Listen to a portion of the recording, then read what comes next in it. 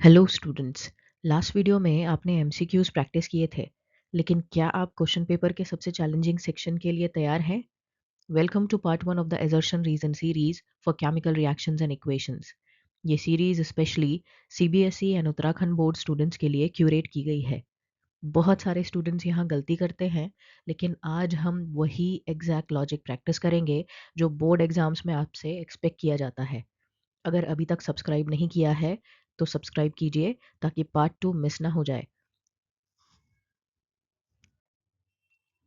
चलिए पहले assertion and reason questions के बारे में कुछ रूल्स जान लेते हैं कि हमें इन क्वेश्चंस को किस तरीके से सॉल्व करना है। तो सबसे पहले आपने क्या करना है, एजर्शन और रीजन के दो स्टेटमेंट आपको दिए हैं, आपको दोनों स्टेटमेंट अलग अलग पढ़ने हैं। इस चीज को आप नोट कर लीजिए, दोनों स्टेटमेंट अलग अलग पढ़ने हैं, पहले ही उनको जोड़ के नहीं देखना है। 3 स्टेप में आपको एजर्शन रीजन को क्वेश्चन को सॉल्व करना है। पहले स्टेप में आप एजर्शन पढ़िए, देखिए कि वो साइंटिफिकली करेक्ट है। दूसरे में आप रीजन पढ़िए, फिर देखिए क्या वो साइंटिफिकली करेक्ट है अलग से। और तब उसके बाद उन दोनों के बीच में रिलेशंस, बिकॉज का टर्म जोड़ के देखिए कि क्या वो दोनों एजर्शन और रीजन को जोड़ के जो स्टेटमेंट बन रहा है, क्या वो लॉजिकली करेक्ट है। और फिर आपको जवाब देने हैं ऑप्शंस में, ऑप्शन ए, बी, सी या डी। अगर एजर्शन और रीजन दोनों सही हैं तो आपका ऑप्शन आंसर या तो ऑप्शन ए हो सकता है या तो ऑप्शन बी हो सकता है। ठीक है, इसके बारे में हम थोड़ा बाद में बात करेंगे। अगर आपका एजर्शन सही है लेकिन रीजन गलत है तो आपका आंसर होगा ऑप्शन सी। अगर आपका एजर्शन गलत है लेकिन रीजन सही है तो आपका आंसर होगा option D.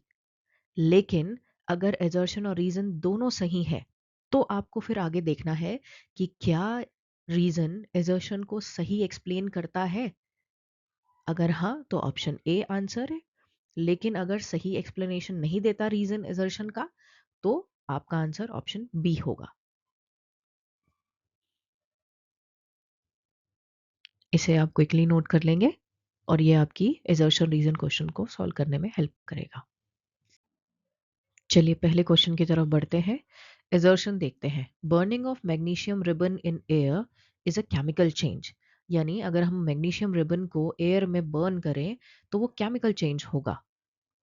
Reason is magnesium reacts with oxygen to form magnesium oxide, a new substance. Magnesium air के साथ ऑक्सीजन के साथ कंबाइन करके मैग्नीशियम ऑक्साइड बनाता है जो कि एक नया सब्सटेंस है। तो चलिए, जैसे मैंने आपको बताया कि एजर्शन रीजन सॉल्व करना है, उस टेक्निक का यूज करके हम इस क्वेश्चन को सॉल्व करते हैं। तो सबसे पहले हम एजर्शन को देखते हैं।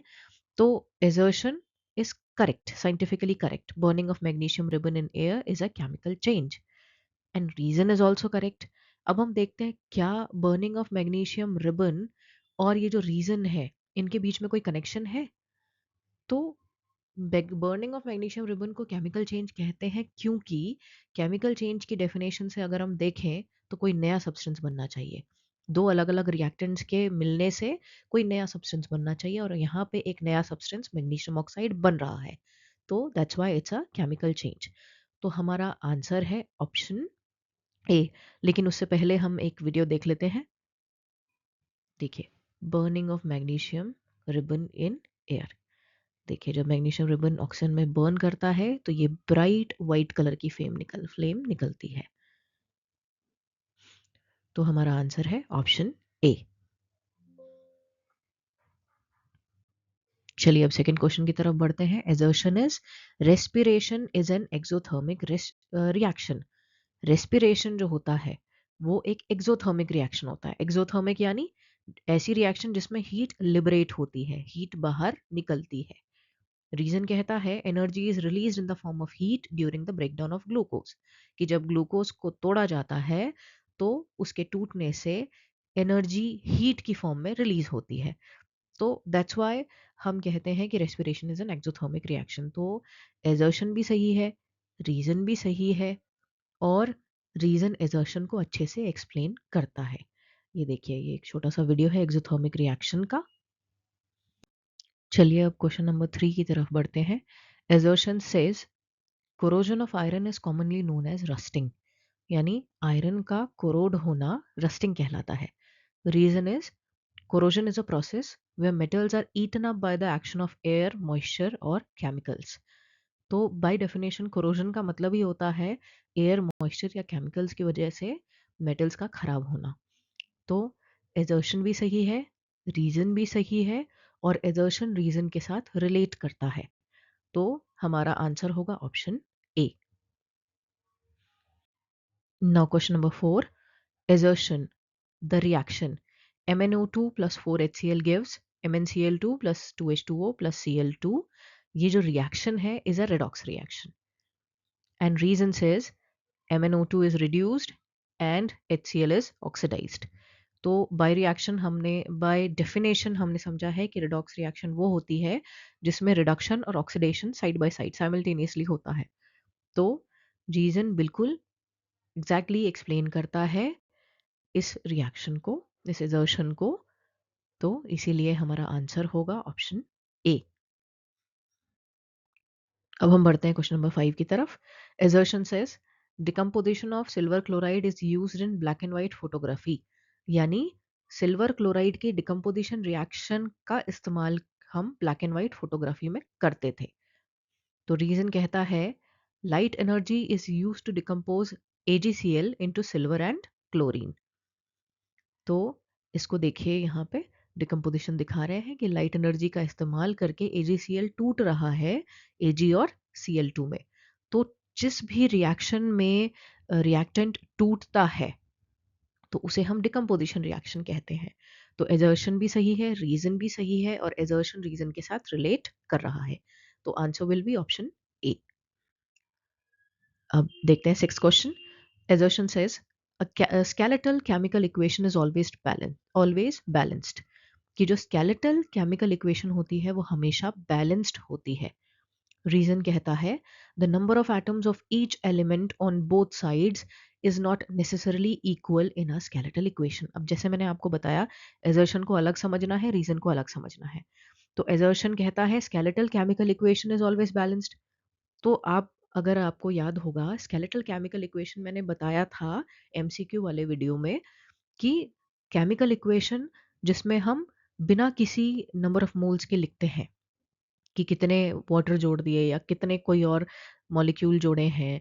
जब हम ऐसा नहीं लिखते, हम सिंपली विदाउट एनी नंबर हम सिंपली किसी फॉर्मूले को लिख देते हैं तो हम उस इक्वेशन को स्केलेटल इक्वेशन कहते हैं कि बस हमने फॉर्मूला लिख दिया, रिएक्टेंट का फॉर्मूला लिख दिया, प्रोडक्ट का फॉर्मूला लिख लिया, तो स्केलेटल केमिकल इक्वेशन तैयार हो जाती है। तो वो बैलेंस नहीं होती हमेशा। लेकिन रीजन कहता है कि द नंबर ऑफ एटम्स, हर एक एलिमेंट दोनों तरफ, चाहे रिएक्टेंट में जितने भी एटम है, चाहे प्रोडक्ट की साइड जितने भी एटम है, वो स्केलेटल इक्वेशन में हमेशा बराबर नहीं होते। तो रीजन तो बिल्कुल सही कह रहा है कि हमेशा बराबर नहीं होते, लेकिन एजर्शन गलत कह रहा है कि स्केलेटल केमिकल इक्वेशन हमेशा बैलेंस्ड होती है। तो एजर्शन गलत है, इसीलिए ऑप्शन डी है आंसर। तो जैसे ही एजर्शन गलत हो जाता है we will jump on to option D, कि ऑप्शन डी हमारा आंसर होगा। आप इस फोटो को, इसमें जो मैंने दिखाई है इस पिक्चर को ध्यान से देखिए और समझिए स्केलेटल अनबैलेंस्ड इक्वेशन और बैलेंस्ड इक्वेशन में अंतर। Question number 7, assertion says nitrogen gas is used to prevent chips from getting rancid। Rancidity यानी ऑयल का ऑक्सीडेशन। तो नाइट्रोजन गैस का इस्तेमाल इसलिए किया जाता है ताकि चिप्स खराब ना हो। चिप्स क्योंकि ऑयल होता है उनमें, तो चिप्स खराब ना हो। रीजन कहता है nitrogen is an inert gas that prevents the oxidation of fats and oils. Nitrogen एक इनर्ट गैस है, एक इनएक्टिव गैस है जो कि फैट और ऑयल का ऑक्सीडेशन नहीं होने देती। तो एजर्शन भी बिल्कुल सही है कि नाइट्रोजन गैस चिप्स को बचाती है रेंसिडिटी से। और रीजन भी बिल्कुल सही है क्योंकि नाइट्रोजन गैस इनएक्टिव होती है, दैट्स वाई वो ऑक्सीजन को आने नहीं देती, जिसके कारण ऑक्सीडेशन नहीं होता फैट्स एंड ऑयल्स का। ठीक है, तो हमारा आंसर है ऑप्शन ए, क्योंकि एजर्शन भी सही है, रीजन भी सही है और एजर्शन रीजन रिलेटेड है। ठीक है, question number 8, assertion says burning of a candle is both a physical and chemical change. कि जो कैंडल का जलना है वो फिजिकल और केमिकल दोनों तरीके का चेंज है। रीजन कहता है कि आइस वैक्स जब मेल्ट होती है तो वो फिजिकल चेंज है ना। मेल्ट होने से पहले भी वो वैक्स होती है, कंपोजिशन सेम है, और मेल्ट होने के बाद भी सेम होता है। While burning of the wick और वैक्स, जब कैंडल के अंदर जो जिसको हम बत्ती कहते हैं, विक होती है जो जो वो जलती है, तो वो है केमिकल चेंज, वो हम दोबारा से रिट्रीव नहीं कर सकते। ऐसे ही वैक्स यानी कि जो फैटी कंपोनेंट है, वो जलता है जब, तो carbon dioxide and water release करता है, उसे भी हम वापस नहीं पा सकते। तो दैट्स वाई हम कहते हैं कि जब कैंडल जलती है तो केमिकल और फिजिकल दोनों तरीके के चेंजेस होते हैं। इस पिक्चर के थ्रू मैंने बहुत अच्छे से ये समझाया है, आप इसको देखिएगा। तो हमारा आंसर है ऑप्शन ए।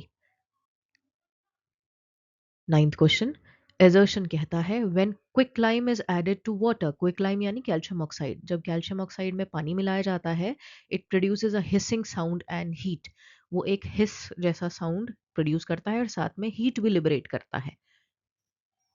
तो रीजन दिया है, the reaction between calcium oxide and water is endothermic. तो एजर्शन हमने देखा, एजर्शन तो बिल्कुल ठीक है कि जब हम चूने में पानी मिलाते हैं तो हिस की साउंड आती है और हीट भी जनरेट होती है। लेकिन रीजन कह रहा है कि कैल्शियम ऑक्साइड में जब पानी मिलाते हैं तो एंडोथर्मिक रिएक्शन होती है, एंडोथर्मिक यानी हीट एब्जॉर्ब करने वाली। तो यहाँ ये रीजन गलत है, हीट एब्जॉर्ब नहीं होती, हीट लिबरेट होती है। तो रीजन गलत है, एजर्शन सही है, तो हमारा आंसर है ऑप्शन सी। 10th क्वेश्चन देखते हैं, in the electrolysis of water, यानी जब पानी का इलेक्ट्रोलिसिस किया जाता है, the volume of gas collected at one electrode is double that of the other. एक इलेक्ट्रोड पे जो गैस जमा होती है, कलेक्ट होती है, वो दूसरे से डबल होती है, मतलब एक तरफ double amount of gas collect होती है और एक तरफ कम। रीजन कहता है क्योंकि पानी में हाइड्रोजन और ऑक्सीजन का वॉल्यूम का रेशो जो है वो 2:1 होता है, इसीलिए। ठीक है, इसको देखिए, इलेक्ट्रोलिसिस ऑफ वाटर जब होता है तो हाइड्रोजन डबल अमाउंट में रिलीज होती है और ऑक्सीजन सिंगल अमाउंट में रिलीज होती है। तो हमारा आंसर है ऑप्शन ए। 11th क्वेश्चन देखते हैं, white silver chloride turns grey इन सनलाइट, जब सनलाइट पड़ती है सिल्वर क्लोराइड पे तो सिल्वर क्लोराइड का व्हाइट कलर ग्रे में चेंज हो जाता है। रीजन कहता है ऐसा इसलिए होता है due to the decomposition of AgCl into Ag and Cl2, कि AgCl टूट जाता है Ag और Cl2 में। तो ये बिल्कुल सही है, एजर्शन भी सही है, रीजन भी सही है, और रीजन सही एक्सप्लेन करता है सिल्वर क्लोराइड का turning grey on exposure to sunlight. इस पिक्चर को देखेंगे आप अच्छे से, हमारा आंसर है ऑप्शन ए। क्वेश्चन नंबर 12 देखेंगे, zinc reacts with copper sulphate to give zinc sulphate and copper, zinc copper sulphate के साथ रिएक्ट करता है और जिंक सल्फेट बनाता है, कॉपर अलग हो जाता है, यानी जिंक ने कॉपर की जगह ले ली। तो ये क्वेश्चन, ये जो है एजर्शन सही है या नहीं है, इसके लिए आपको रिएक्टिविटी सीरीज याद होना जरूरी है। तो रिएक्टिविटी सीरीज में जिंक ऊपर होता है कॉपर के, याद रखिए कॉपर हाइड्रोजन से नीचे होता है, बाकी सारे मेटल जितने भी हैं लगभग गोल्ड सिल्वर प्लैटिनम मरकरी इनको छोड़ के वो ऊपर होते हैं हाइड्रोजन से। तो हाइड्रोजन से ऊपर जितने भी मेटल होते हैं वो सब कॉपर को डिस्प्लेस कर सकते हैं।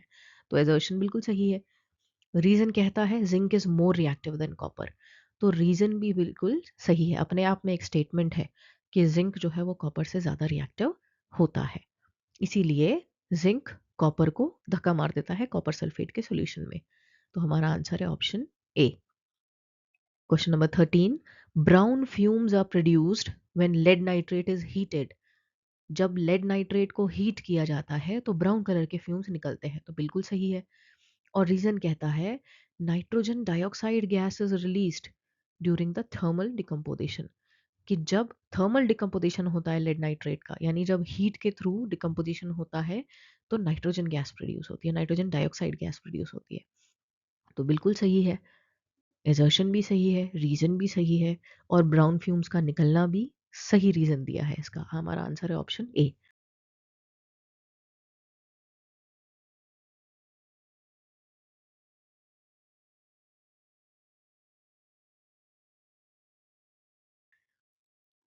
अब अगला देखते हैं, एजर्शन कहता है Fe2O3 plus 2Al gives Al2O3 plus Fe is a displacement reaction, ये एक डिस्प्लेसमेंट रिएक्शन है। तो देखिए, आयरन ने एल्यूमिनियम ने आयरन की जगह ले ली, पहले आयरन ऑक्साइड था रिएक्शन से पहले और रिएक्शन के बाद एल्यूमिनियम ऑक्साइड है, तो ये बिल्कुल सही है। और रीज़न कहता है एल्यूमिनियम लेस रिएक्टिव है आयरन से। अगर एल्यूमिनियम लेस रिएक्टिव होती आयरन से तो क्या वो डिस्प्लेस कर पाता आयरन को? नहीं, तो रीज़न गलत है। तो हमारा आंसर है ऑप्शन सी, एजर्शन सही, रीज़न गलत।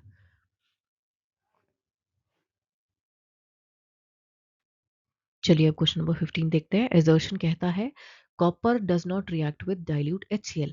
कॉपर डाइल्यूट HCl के साथ रिएक्शन नहीं करता है, तो ये बिल्कुल करेक्ट है।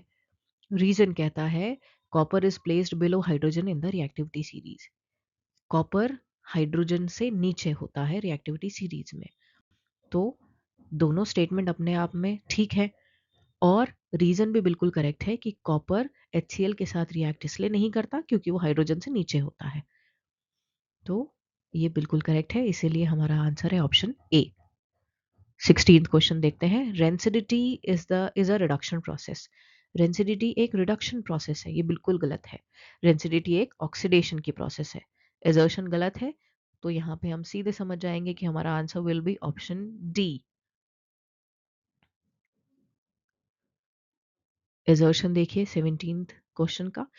Magnesium ribbon is cleaned with sand paper before burning. जलाने से पहले मैग्नीशियम रिबन को सैंड पेपर से क्लीन किया जाता है, तो ये बिल्कुल सही है। और रीजन कहते हैं to remove the protective layer of basic magnesium carbonate, कि बेसिक मैग्नीशियम कार्बोनेट की लेयर उसके ऊपर से हट जाए, इसलिए उसको रब करके साफ किया जाता है। तो एजर्शन भी सही है, रीजन भी सही है। या तो ऑक्साइड या तो कार्बोनेट, मैग्नीशियम के ऑक्साइड या कार्बोनेट की लेयर बन जाती है, ठीक है, उस लेयर को हटाया जाता है क्योंकि वो लेयर रिएक्टिव नहीं होती, इसीलिए वो मैग्नीशियम की बर्निंग को सपोर्ट नहीं करेगी। तो answer is option A. 18th question देखेंगे। एजर्शन कहता है combination reactions are always exothermic, कि जब भी रिएक्टेंट्स कंबाइन करते हैं तो वो हीट लिबरेट करते हैं, तो ये भी बिल्कुल सही है, एक्सोथर्मिक होती है।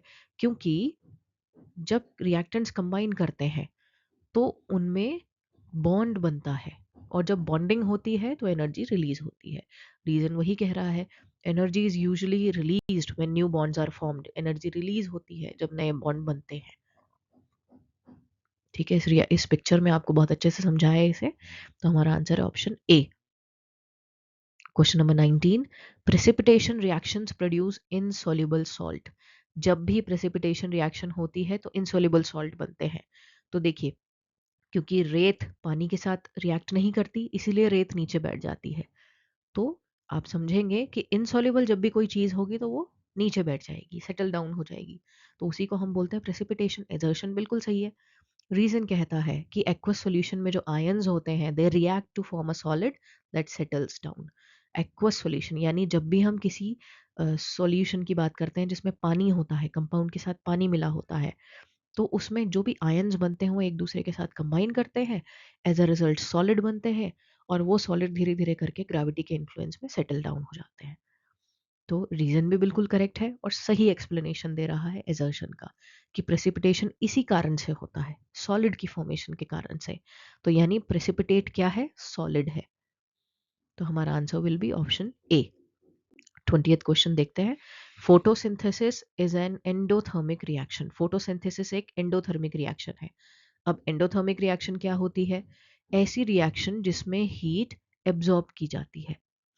तो एजर्शन बिल्कुल सही है। रीजन देखेंगे, sunlight energy is absorbed by green plants to prepare food. जो प्लांट्स हैं वो सन से एनर्जी एब्जॉर्ब करते हैं अपना खाना बनाने के लिए, ये भी बिल्कुल करेक्ट है।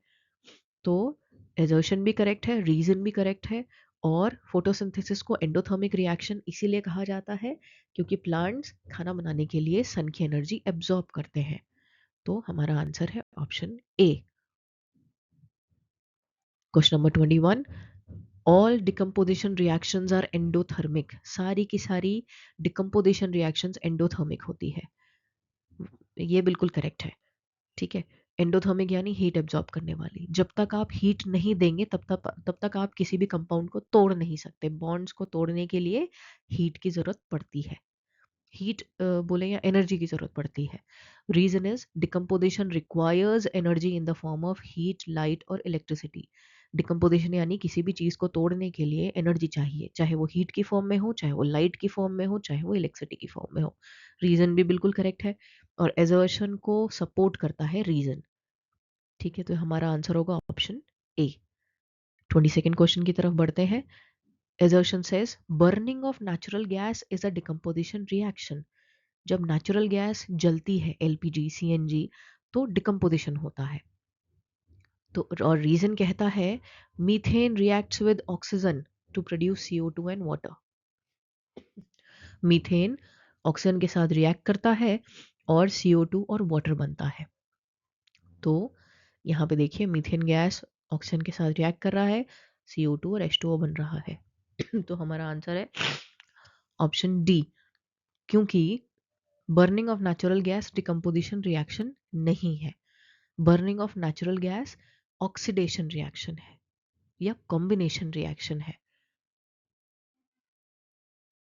एजर्शन देखते हैं 23rd क्वेश्चन का। The colour of ferrous sulphate crystal changes from green to brown on heating.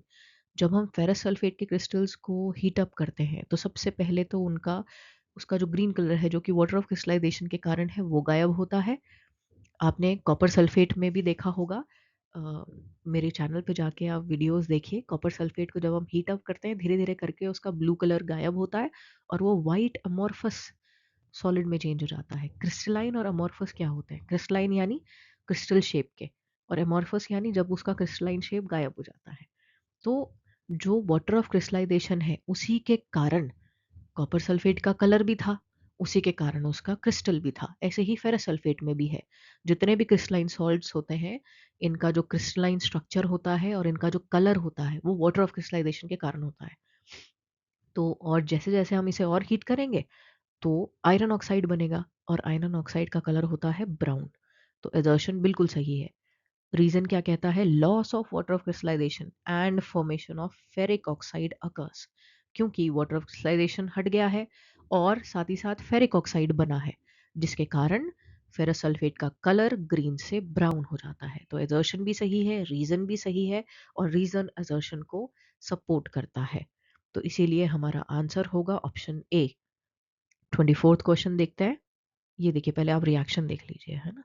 ये BaCl2 और Na2SO4 ये दोनों रिएक्ट कर रहे हैं। ठीक है, तो देखिए अब हम इससे रिलेटेड क्वेश्चन पूछते हैं। BaCl2 plus Na2SO4 gives BaSO4 plus 2NaCl। आपने देखा होगा कि हमने दो कलरलेस लिक्विड मिलाए।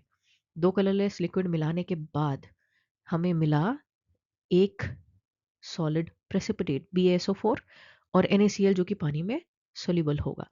तो ये डबल डिस्प्लेसमेंट रिएक्शन है। ये भी करेक्ट है, डबल डिस्प्लेसमेंट रिएक्शन है। बेरियम पहले क्लोराइड के साथ था और रिएक्शन के बाद वो सल्फेट के साथ आ गया। वहीं सोडियम पहले सल्फेट के साथ था और रिएक्शन के बाद क्लोराइड के साथ आ गया। इन दोनों ने पार्टनर्स एक्सचेंज कर लिए हैं।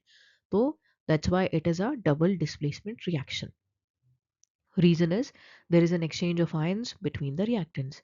रीजन भी करेक्ट है और एक्सप्लेन करता है बहुत अच्छे से असर्शन को, सपोर्ट करता है। देखिए प्रेसिपिटेट बन गया। तो ये जो नीचे है यहाँ पे, ये नीचे है हमारा बेरियम सल्फेट और इसके ऊपर है soluble sodium chloride, aqueous sodium chloride solution. तो हमारा आंसर है ऑप्शन ए। अब देखिए इसमें एयर टाइट कंटेनर है। Food should be kept in air tight containers to prevent rancidity. खाने को हमेशा एयर टाइट कंटेनर्स में बंद करके रखना चाहिए ताकि रेंसिडिटी ना हो। तो ये बिल्कुल करेक्ट है। अगर आपने कोई भी नमकीन कुछ भी अगर आपने खुला छोड़ा है वो धीरे धीरे करके खराब हो जाएगा ऑक्सीजन की प्रेजेंस में। तो यानी एयर नहीं जानी चाहिए अंदर। एयर टाइट कंटेनर्स का जो बेसिक प्रिंसिपल है वो एयर को अंदर जाने से रोकना है। रीजन कहता है air tight container slow down the process of oxidation. तो ये भी बिल्कुल करेक्ट है। ऑक्सीडेशन की प्रोसेस को स्लो डाउन कर देता है। ऐसा नहीं कि एयर टाइट कंटेनर में अगर आपने कुछ खाना रखा है तो वो हमेशा के लिए सही रहेगा, लेकिन बहुत धीरे धीरे जाती है ऑक्सीजन उसके अंदर, यानी लंबे टाइम तक आपका खाना ठीक रहेगा। तो our answer will be option A. अगर आपको ये एजर्शन और रीजन की सीरीज अच्छी लगी हो तो शेयर करिए, सब्सक्राइब करिए, लाइक करिए और कमेंट कीजिए। Thank you.